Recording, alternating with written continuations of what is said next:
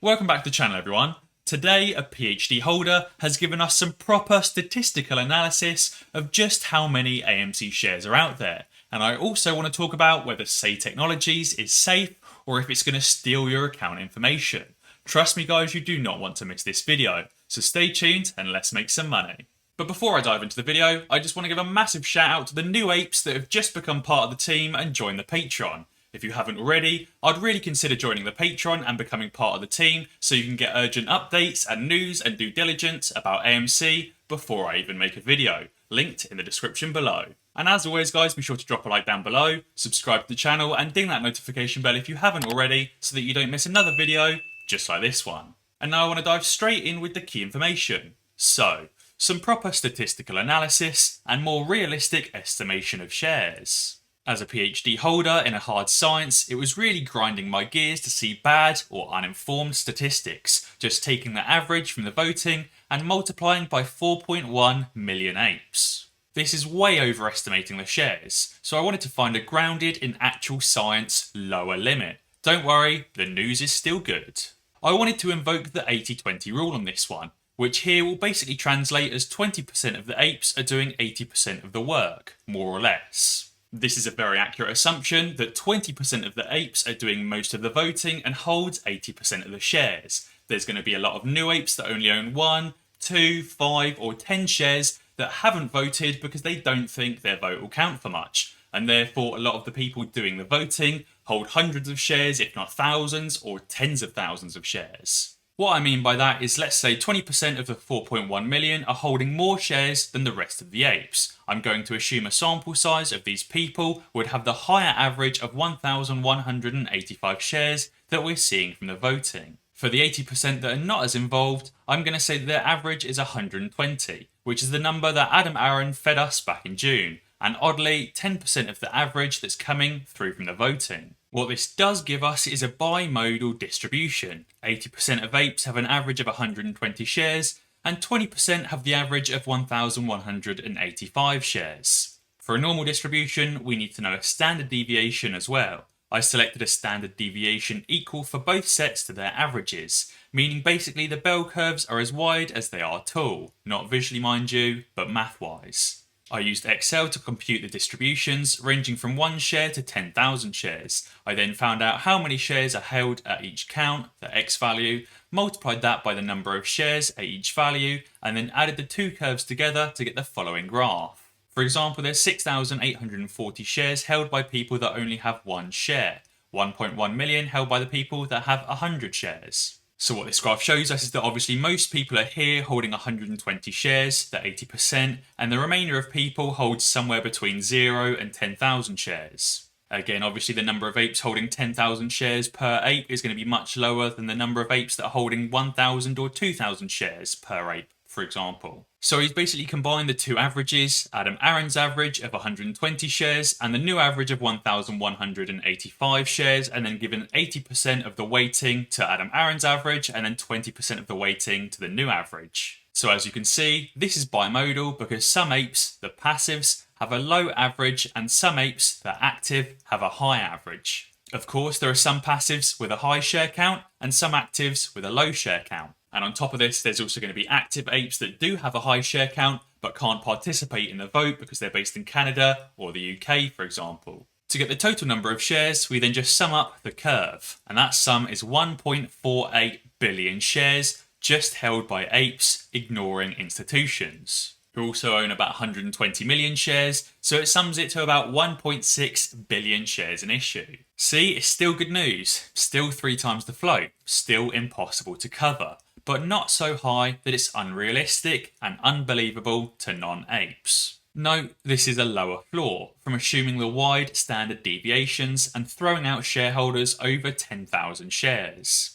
So it effectively also throws out large apes and also throws out any institution because the maximum used in this graph or in this chart was only 10,000 shares per ape. So anyone holding more than that was just completely discounted. Edit, of interest to note, even if you took away the 80% of the 4.1 million shareholders with the 120 average, you still have 980 million shares, or nearly twice the float, again ignoring institutions. Basically, if you go back to this graph and you just completely ignore anyone holding between 0 and 120 shares or anyone holding between 0 and 500 shares, just completely remove this, you've still got 980 million shares held by all these remaining apes. So basically, by completely discarding anyone that owns less than 500 shares and summing up the rest, you've still got 980 million or double the float. Edit. Regarding the 120 share average for the 80 percenters, this was stated by Adam Aaron in June after the date of record.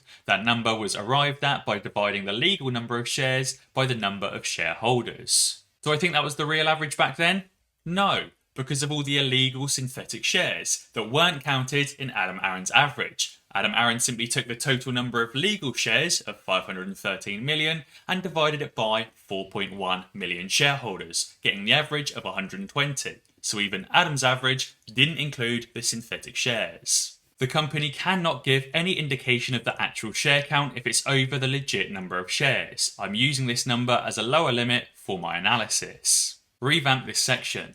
For an extreme flaw, let's consider the following. Considering there are 28,000 apes voting on the question and 31.5 million shares between them, this gives an average of 1,185 shares plus or minus 0.6%. I'm going to postulate that this represents 10% of the apes that are active apes and have the higher share average, so this becomes 266,000 apes, which is 6.5% of the total shareholders. Meaning the whopping remaining 93.5% have an average of 120 shares. Using the same above calculation, that means there are, at a bare minimum, 840 million shares. So even if you disregard the 80-20 rule and you go through a 93.5 to 6.5% rule, as in most of the shares being held by only 6.5% of the apes, you still get 840 million shares. If you want to assume that only the 26,600 apes that have voted have an average of 1,185 shares, and the rest of the apes have a 120 share average, that still even gives 564 million shares.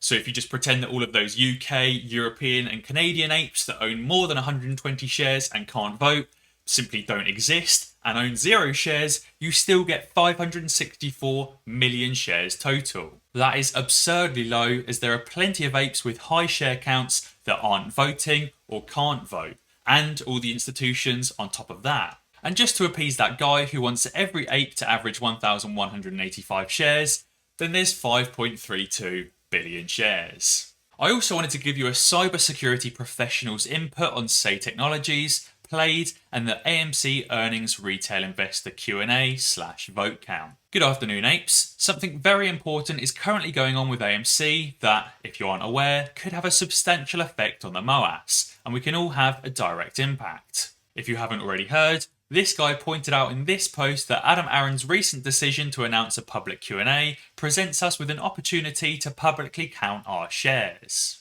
This is made possible through Say Technologies, a company that facilitates retail investor Q&A sessions during earnings calls for small cap companies. Typically, it's not been feasible or necessary for large companies like AMC to host a Q&A for retail investors. However, due to the massive interest from retail investors in AMC, it would seem they found a reason. So why are we even taking a vote, and why does it matter? Many apes do not realise that proxy voting services, like through DF King & Co., are not allowed to make public statements regarding overvoting, which would otherwise be a legal proof of naked shorting. This is due to the SEC rulings and laws surrounding insider trading and making unsubstantiated claims of fraud, which could land AMC and all of its executive staff in hot water with the law, especially if those figures are subject to an ongoing investigation by the SEC. And that's exactly why AMC announced that they can't comment on naked shorting or shorting of AMC shares. As a result, even though there may absolutely be naked shorts, and even though Adam Aaron and his staff may know that the number of votes they received during the shareholder meeting was sketchy as hell, they are legally bound to keep their mouths shut. In my opinion, this only further cements the fraudulence of our markets, but nevertheless, there is a loophole. If AMC investors connect through a legitimate organisation, such as Say Technologies, which was capable of verifying legitimate shares of the company, and the following applies, this company does not materially benefit, nor does it possess any conflict of interest in regards to the number of votes collected. The company does not receive nor disseminate substantial non-public information through its services. The company publicly provide the number of shares or votes cast to discuss any non-specific issue regardless of outcome, and the company does not hold any stake or incentives for disseminating or publishing that vote count, then the organisation is not obliged by law to withhold the vote count for any reason. Since this voting service came out, I've seen literally hundreds of comments and tweets claiming that this is a trap, that Adam Aaron is trying to scam us somehow, and that somehow by signing up for this voting service will result in shares being stolen, and that will hurt the squeeze. Baseless fearmongering like this attempts to incite terror and prevent apes from getting their shares counted by convincing them of a ploy to steal their shares. All of these examples do not take into account for the absolute mountain of legal and financial regulations that ensure such things like this do not take place and that data is not stolen. Whether it's legitimate fear or FUD being spread, I am here to settle those fears and squash the FUD. I'm not a financial advisor, but I am an InfoSec professional. This may perhaps be the only thing I can actually say that I'm qualified to speak on as an ape. Here is the privacy policy and disclosure page on their services site, but I will draw your attention to specific areas of what information is collected, and I would encourage you to read this disclosure in full detail so that you can fully understand why you are agreeing to provide when signing up, or what you are agreeing to provide when signing up. The above is what is collected by a service called Plaid, which is a web application programming interface or API that allows banks and financial institutions to authorize direct communications on behalf of account holders. This includes your share details, trade history, account fund and share balance, and the contact information which you use to sign up with your broker. AKA, it doesn't take your passwords or any of your personal information or two-factor authentication or mother's maiden name or any of your security answers. This is for the purpose of counting and verifying your shares to determine voting power, and additionally to supply contact information which can be used to reach you in relation to the shareholder voting services. Before you panic, it's important to recognise that in accordance with an incalculable amount of legal paperwork, your credentials cannot and will never be divulged to anyone. If Plaid must store your credentials, it's done in such a way that it uses a special form of storing them called password hashing. This is a special way of converting your password, such as password 1, to an irreversible string of garbage, like this example, SHA-256 hash of password 1. The only way Plaid can check your password is by asking you first for your password again. Then it uses the same conversion on the password you just sent, compares that to the hash Plaid has stored in its database, and finally permits access to the institution in question if the random hash and jumble matches. I'll leave the rest of this article in the link in the description for you to read yourself, but just know that Say Technologies is safe. Guys, be sure to let me know down in the comments below what you think about the PhD students' analysis and whether you think Say Technologies is now safe. And if you want to pick up some shares in AMC, but you haven't even yet signed up to a trading platform, be sure to sign up with Fidelity, because they don't sell your order flow to market makers like Citadel, who route those orders through the dark pool. Basically, don't buy shares in AMC with brokerages like Webull or Robinhood, because they do sell your order flow. Although saying that, Webull is an excellent beginner investment platform. They've got great charting, they've got news, they've got company fundamentals and figures, they've got option order flow, they've got absolutely everything. So if you do want to buy some other shares, like Apple, Amazon, Tesla or Netflix, be sure to use my link to Webull down in the description below to get some free shares. Or if you're from the UK, be sure to sign up with Free Trade, again, linked in the description below, to get some free shares because they also don't sell your order flow. And as always guys, if you enjoyed this video, be sure to check out some of my others. Alternatively, subscribe to the channel and ding that notification bell, because that way you'll be alerted when I upload a new video. Cheers!